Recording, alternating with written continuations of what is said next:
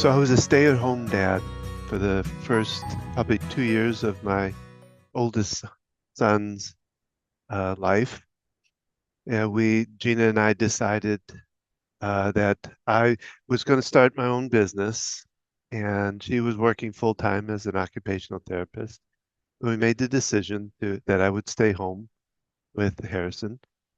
And so I took on a lot of the duties of of a parent, of a father, but I did things like we did the shopping, I did a lot of the house cleaning, a lot of things that aren't usually attributed to fathers. And for instance, like our typical Friday morning was spent shopping. We'd go down to the Bilo, and we uh, we would go through the different departments, and Harrison would help me out picking out things. And one of the things that I did, we got his book, show you a picture of it, How Are You Peeling?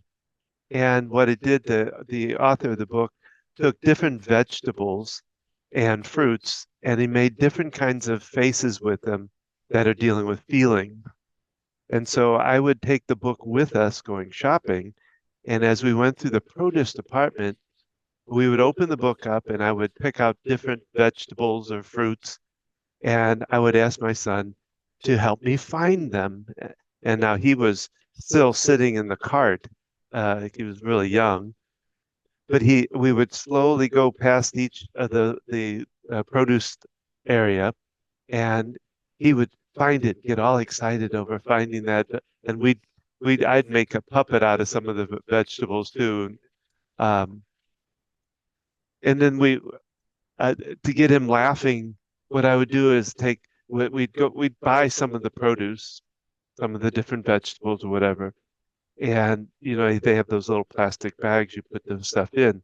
Well, I had to open it up, so I just would make a puppet out of the plastic bag and get him giggling and laughing, and we just had a great time.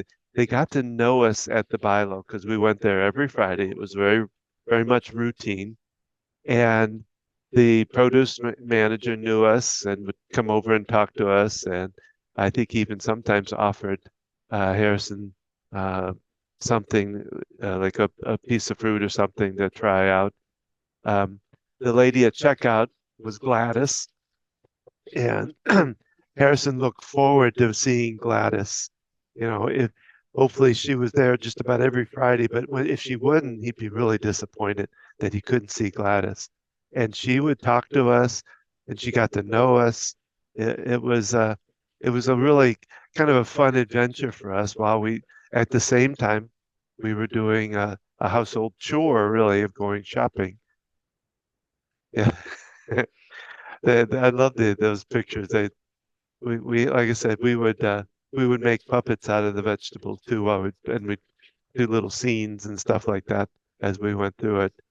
So it so I took on roles that, like I said, that a lot of fathers aren't recognized for, roles of cleaning and cooking, and I still to this day do a lot of cooking, and it's something that I'm happy to do because we, Gina and I think, are very much partners in what we do in raising our kids.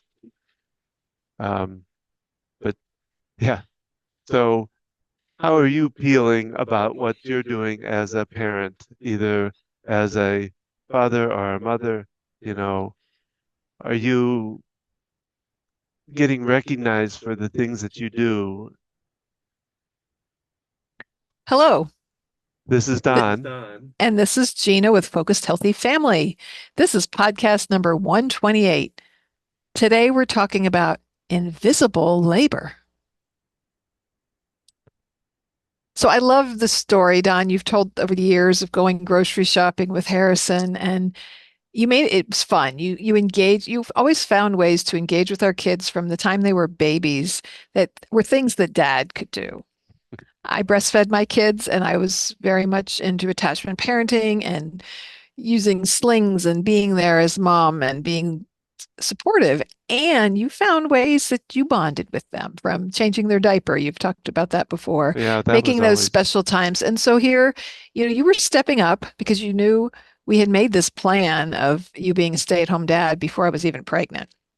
And then I had this baby, and I was like, I don't want to go back to work. I got to yeah, go back to work full time. You were just starting the business, had no yeah. income yet.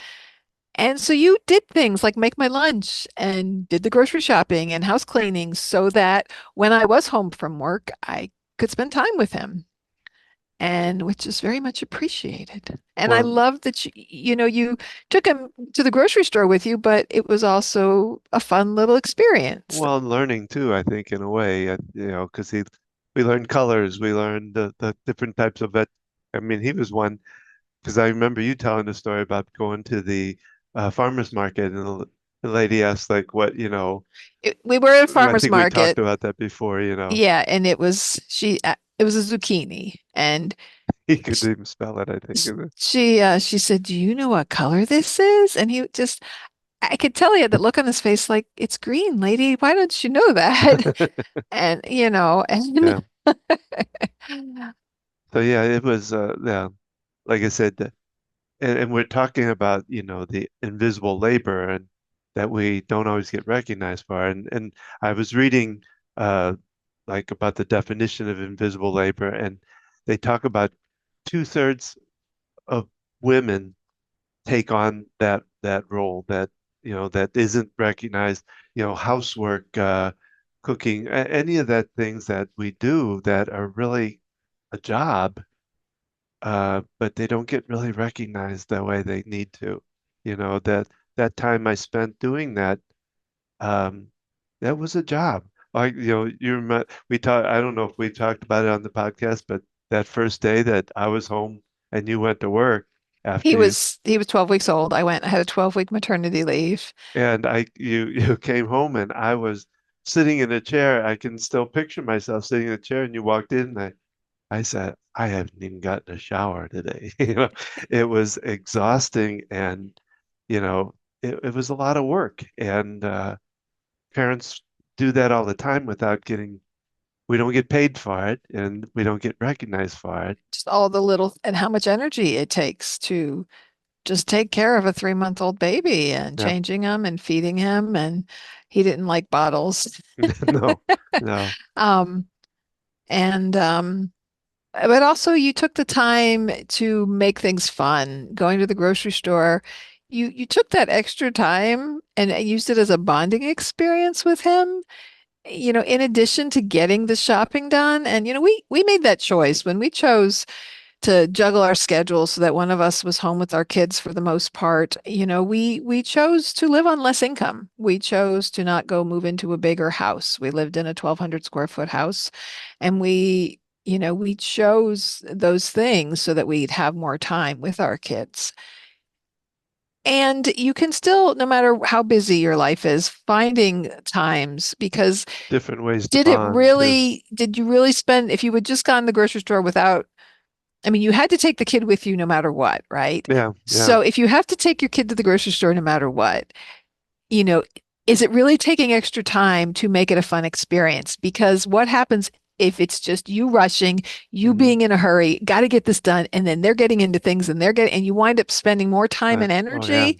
Um, even if maybe it takes 15 minutes more to do it this way and have fun, you're exhausted at the end versus like you looked forward to going grocery yeah. That shopping was with him. fun. And he was the kind of kid that would sit in the cart and engage with you, Oh right? yeah, Because yeah. yeah, then when I went shopping with the third child and It was a very different they're running over experience. the store and Yeah. yeah.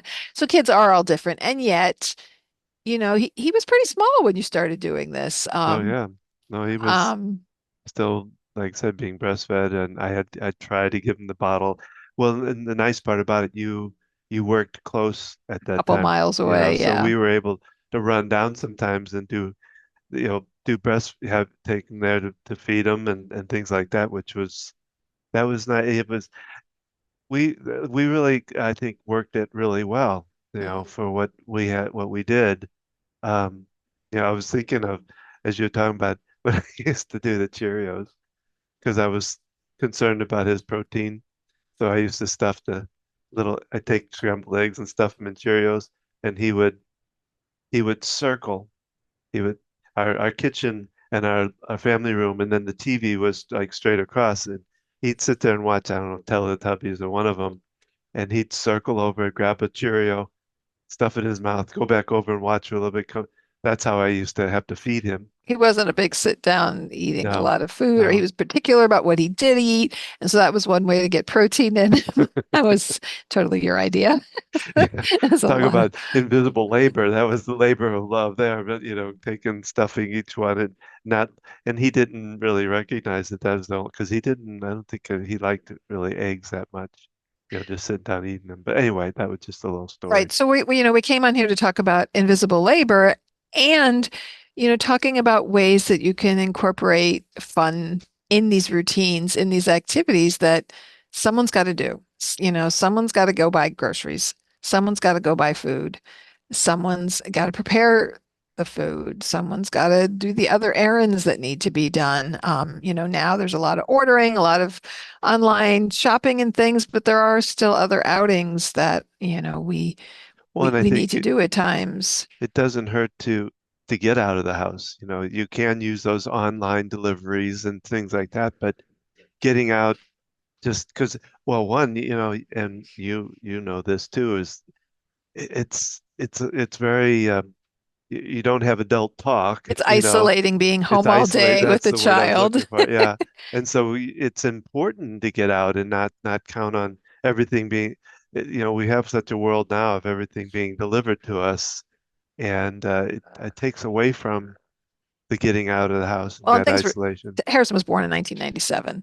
So things Yeah, were very that's different in the 26 late years. 90s as far as, what services were even available and things. But yeah, you did you took him to story time at the library. You joined the moms group that met once a week at the library, and then Oh, they yes, I did.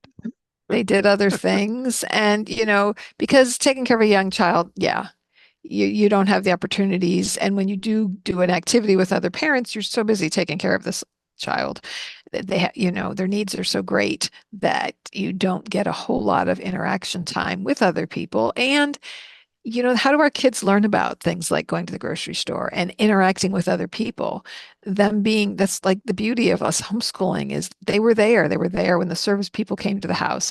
When you go to the grocery store, you talk about incorporating learning. It's not anything you had to do. Just going to the grocery store and like, I need some apples and, just talking to your kid as you're going. You don't have to, be as elaborate as taking the How Are You Peeling book. Whoops, it's upside down with you.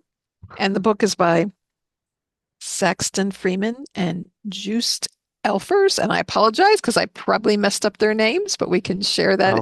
We want to I'll give put a link credits on it. to this amazing author and illustrator of this really fun book. Um, Well, now we venture forward to where we are now. so yeah, even when your kids are older, right? There are so many, and there can be more. Okay, so we've got a kid entering high school. We've never put our kids in public school. And so we're having to navigate this journey of signing up for classes and 504 plans and contacting people and waiting to hear back from people and phone calls and text messages and emails. And I'm juggling my dad going from rehab back to assisted living where he lives. And there's just so Well, many little steps that need to be taken. And if they're not, then things will not go the way they need to do. in this art, in fact, I need to probably pull the article up, but While you're pulling the article up, Don, so once again, we're going to quote Zen Parenting Radio and Kathy Cassini Adams, who does these weekly, what does she call them? Zen Parenting Moments. And she talked about, and in their podcast, they talked about invisible labor.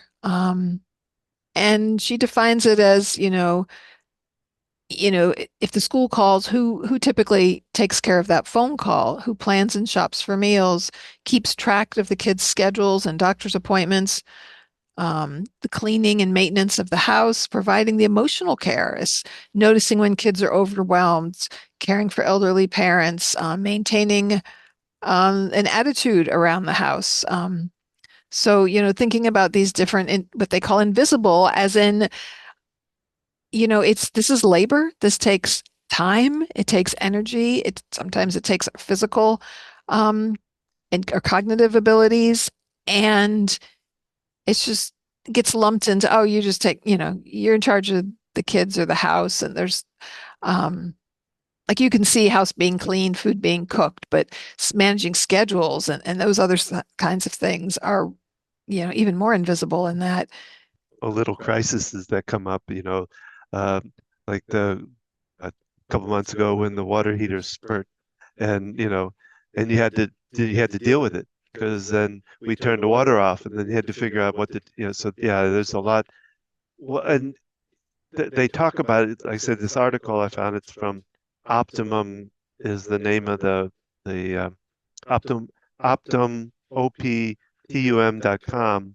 Uh, 5 things to know about invisible labor, and they talk about caregivers in here. Being an active caregiver is profoundly important to men's health. Men can actually benefit from being more involved in household work. There's research from Harvard that is the longest uh, study on men's health. They allowed 700 men starting as teenagers for more than 75 years and found that the most important thing is the quality of your relationship. Um, anyway, so they talk about caregivers, and I think to me, it expands. They expand more on healthcare workers too. The complexity of what they get paid, but there's so much that they're doing that they don't get paid enough for, And I think you're dealing as the caregiver for your father, and it's not something you get paid for. In fact, it sometimes you end up losing some of your pay because you're taking time off to handle a situation with your dad. So those are those invisible uh, labor factors that just um, don't get any credit. And so it's about recognizing that. It's about paying attention and also, whether you're running your household solo or with a partner or with kids, that once they get to be, I mean, you can get kids involved in household jobs from a young age. When they're really young, it often takes twice as long, but it helps them learn doing things. But it makes things run smoother when you're like, okay, who takes care of this? Who takes care of that? Right? In our family, I do the yard work usually, and Mhm. because I like doing it.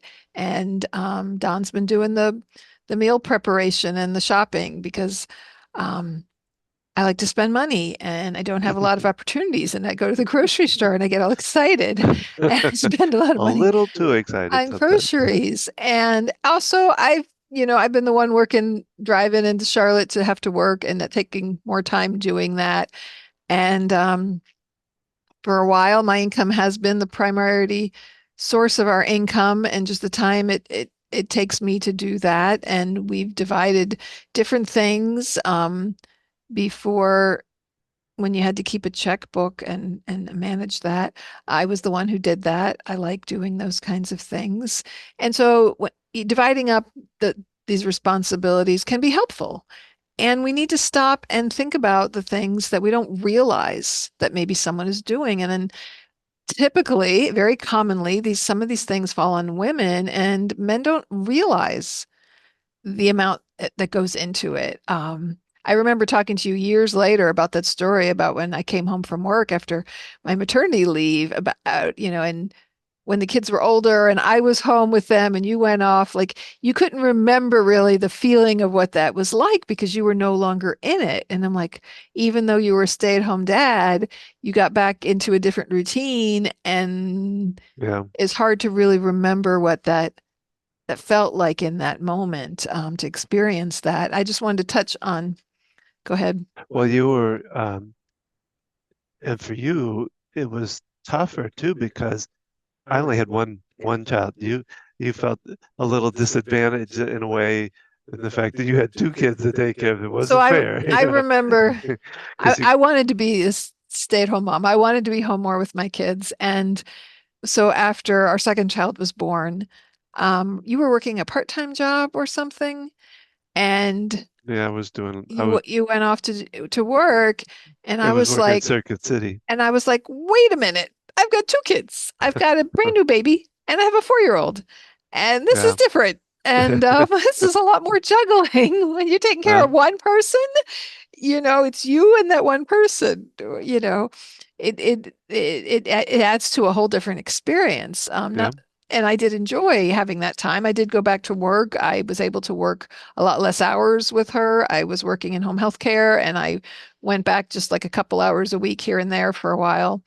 Um, Yeah, but talk about invisible labor and then, think about how it changed again on the third child because the division, you know, one for one-on-one kind of thing changed, which made another complexity to the, you know, and I wouldn't change that in the world, but it really was a whole nother complexity that we had to, um, yeah, because when you have two parents and two children, I can take care of this child, you take care of that child. yes. And we've had people tell us that after you get past three kids, it kind of doesn't really matter anymore. Three, four, five, although it's hard to imagine having that many.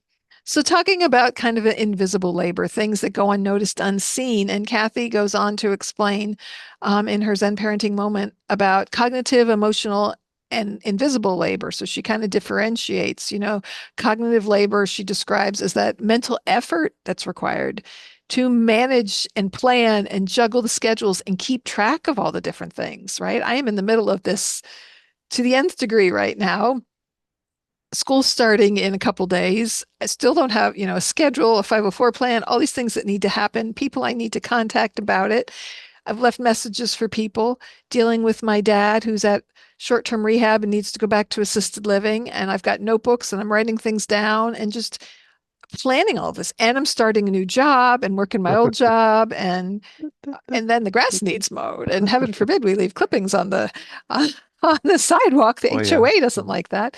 And Oh so my. just keeping up with, all these different things going on. And I do use systems to write things down, but that complexity of keeping the multitasking, just keeping track of multiple things at once. It takes an effort to do that. And Well, they talk about in here something I think is kind of interesting. That one number four in here is fair play doesn't mean dividing labor 50-50. And I think about that. That's what I think you can naively think um, the perfect parenting partnership would be. But I think it varies depending on like where your strengths are versus where my strengths are, and what duty should I do versus what, you know. So it'd be hard to make it 50-50, I Well, think. and I to don't know. speak on what you're saying, because that can be an easy argument. I'm no good at cooking and doing the dishes. You're good at that. I'm good at, working in the yard and I'll grill on the grill and stand outside and talk to the Yeah. neighbor and drink my beer. So it's more than that. Yes, Yeah. we can look at strengths and weaknesses, but we also need to recognize what's involved in things. Yeah. Maybe one person takes care of the car and the maintenance and what's involved in keeping up with that and doing that. And the person taking kids to school, keeping up with assignments and homework and schedules, you know, I think it gets us unnoticed how much is involved in all that different Mhm. level. Because it would be easy for some, well, I do this and I take care of the car and to be able to come up Yeah. with this list of things that, and typically men, right, in our culture, not that it's always true. But easy to when you don't realize what's involved. And sometimes it can be helpful to be like, okay, I'll do these responsibilities for this month, to just understand Mhm. what's involved with it. And at the same time, we're different people and we have different other things going on, right? You can't necessarily swap jobs, put yourself in the other person's shoes. I could be an OT. Stay-at-home parents, and it's, get this a lot that they the person who goes, well, you don't know what it's like to go to work and you don't know what it's like to, Mm. and for a young mom, it's like you get out of the house, and you you get to take a shower. And there's just Yeah. so many things that go unrecognized of Well, and also what it might do, I guess, psychologically, the thought process, how they tell somebody, well, you don't work, what that the psyche to that. I mean, to well, me, that would be, that's a whole yeah, nother podcast. yeah, Just that's true. that's why invisible labor, people say, oh, on your day off, I say, you mean my day without pay? What is a day off? Especially as an occupational therapist, and right now helping my dad, I'm like, no, I'm going to work as an OT, take care of my father. I'm not going to get paid for this work, but it Yeah. looks very similar to other work I'm doing. Yeah. So, it is labor and it does take time. People say, parenting is a difficult job, and it's more than a job, right? It's a responsibility and it's also a privilege to raise a Mhm. human being and to watch them grow. And there are the joys and the blessings that come from that are amazing. And the challenges and difficulties are also can be overwhelming, Yeah. and more impactful than a job. You can always change jobs, but you don't turn your family in and start over again. If Yeah, I you wanna. do, well, that's a whole nother podcast. Um, Why it was like that commercial where it's about a cold medicine or something, and the mother looks in the room and the little baby standing in the crib and says, "I'm sorry today, I'm feeling sick and I'm not going to be able to come in," or something like that. That you can't do that as a parent, and I just find it kind of. I thought that was funny. I guess it the wasn't. parent says it. The parent says it to the child. Yeah, he opens the I think door it's and the looking at the father child. actually. It It says, says, yeah, "Yeah, I can't make it today." Oh, good. You can't do that. you can't do Yeah. that. So just back to Kathy's Zen parenting moment, emotional labor. When we're caring for other people, we have to manage our own emotions as well as that of others and their responses when you're dealing with children and even young adults, right? Our brain is not fully developed with its full executive functioning until the mid to late 20s. Some people never develop full executive functioning. There are full grown adults that are not operating at the highest cognitive level. And when you have other added difficulties and things on top of it, when kids have special needs and learning differences and other factors, anxiety and other things, that adds kind of extra challenges in the mix. And then also when you're dealing with anyone, even if they're fully cognitively intact. So, your parent doesn't have dementia, but they fall and break a hip. Something out of the ordinary happens, that extra stress, that extra burden, and so navigating that. And then of course, obviously with someone with dementia, there's a whole nother level of emotional labor and the toll it takes. Mm. Um, and Yeah, it's difficult for me, and I know it's really even more so for you, but it's difficult for me even though he's my father-in-law. It's still difficult to see him in this place, to have seen him a vibrant, person that was fishing and doing all this neat stuff. And, it was like our vacation home when they owned the place in the lake. And he was always really good because my father died very young. So he kind of helped replace that in a way, in a little bit of way anyway. And so it's hard. So mentally, it's really hard sometimes to watch him go through this. And I don't, just, I don't know where I went kind going of necessarily. the emotional toll it's taking on you to Yeah.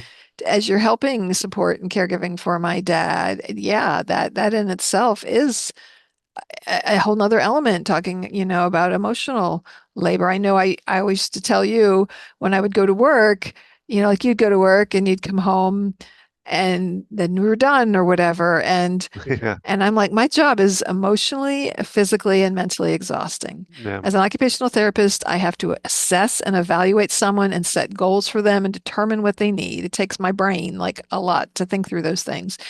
It takes a lot for me emotionally. This is a human being and something has happened to them and they've been sick and they have needs and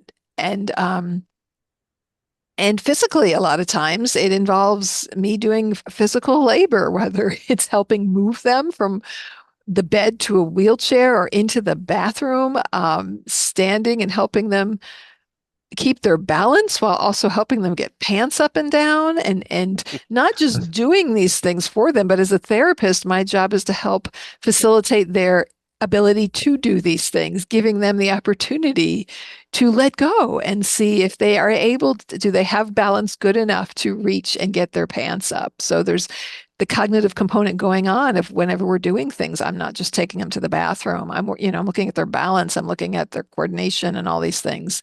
And so, when I'd come home, I'd be like, these were people like you used to work for Kraft Foods that started out as ice cream sales, and Briars, yeah. and you said your boss would tell you, Don, it's just ice cream, right? And Oh yeah. and for me, it's like these are people. Yeah, These are people with real lives, and yeah. it's how I interact with them has a big impact, even if I'm only spending 40 minutes or 60 minutes in a therapy session in a day with them. Yeah. Um, It isn't necessarily life and death, but it's still their life and it's very, it's a quality, it's about yeah, quality of quality of life. their life. I mean, And you are have dealt with people that have passed and that you've worked with and stuff. and But speaking to just kind of invisible labor. So at work, I'm supposed to see people for about 40 minutes. If it's an evaluation, I'm supposed to get it done in like 60 or 65. It used to be 90, but that involves seeing them, seeing what they can do, typing this all up, typing up goals. And you walk into a room and, their call bells across the floor, or it's their phone wires twisted. And so I always joke about, I'm a detangler of cords. I'm really good at this skill. And there's all these other components of things I do. Or, their wheelchair is wide because they're a larger person and it won't fit to get from their bed to the bathroom. And so I'm rearranging the furniture, which is environmental modification. And yet all these other little things that go into what I'm doing, and the bosses, the people in higher up in corporate are saying, why is your product, you need to meet these standards and you need to finish at 40 minutes and get on to the next person.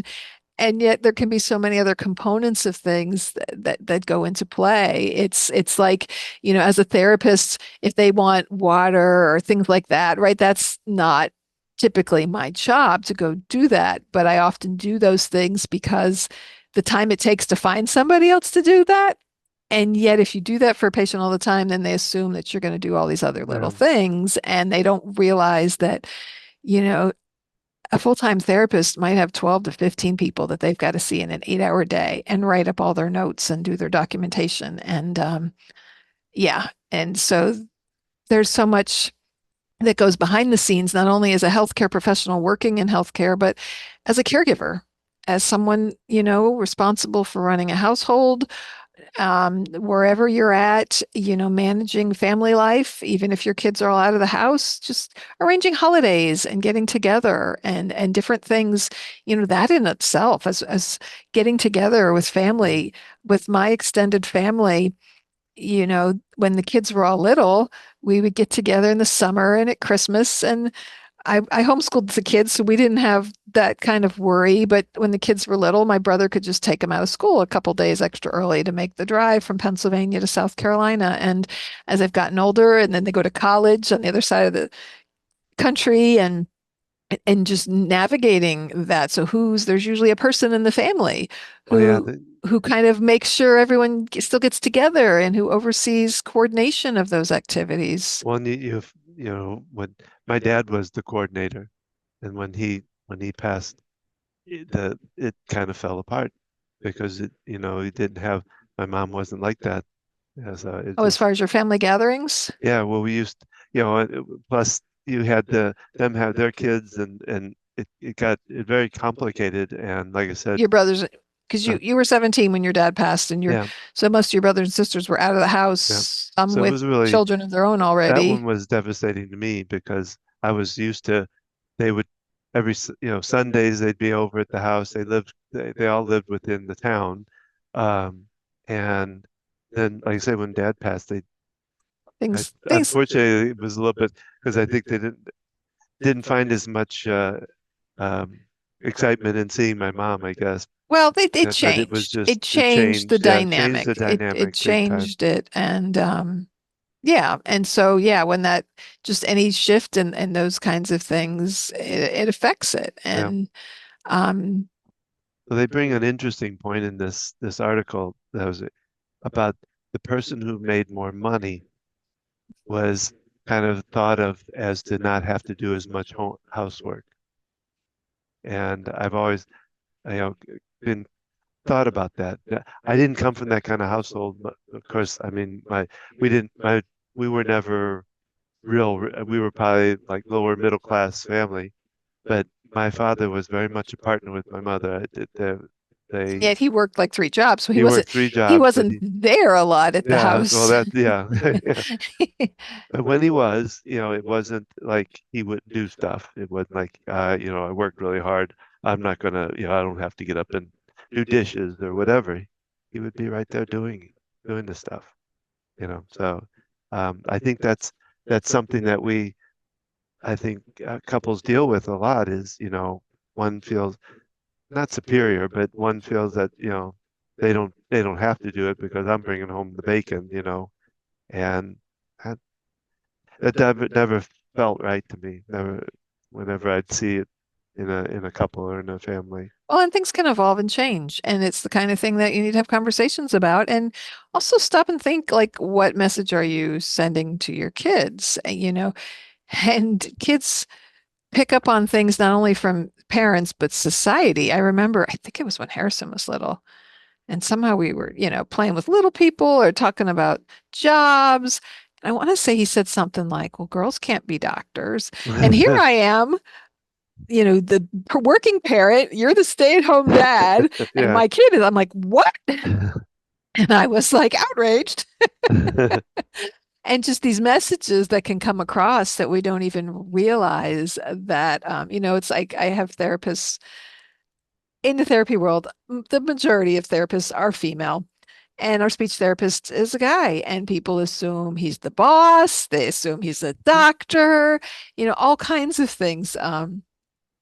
Get assumed, and we're talking when working with adults and geriatric population, it's even more inherent in their generation, and yet these messages still get passed on and portrayed. They're shown in media situations. They're shown in, that's why it's such a big deal when commercials show dads doing dishes with kids, and to normalize these things, Mhm. and yet it's still predominantly women, filling these roles. And, kind of speaking to that, when the dads do it, it's like, oh, look, the dad's doing the dishes.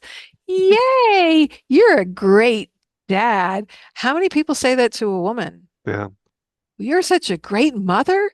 You cooked her dinner and you got her to dance class and you go to work. Like, wow, look at you. But people are saying this Yeah. to men and dads. So these are things to think about, and things to, as your kids are older, having conversations around these Yeah. things, and, paying attention and stopping, even, if your husband doesn't do things around the house, and thinking about the things he does do, and thinking about the components, right? We need to pay attention to other people's invisible work and ways that they're Mhm. doing things as well as our own. And uh, Well, you can also have a conversation with that person. We talk about communication and being able to address what your needs are. If that partner is not doing what you believe they should be doing or whatever, talk about it versus going out. You're not doing this, and you're not. No, it's talking about this is what I'm feeling right now, and I was wondering if you could help me out with this area or this area, and being open to know that he or she may not be one to do a certain thing, but they may be willing to do something else.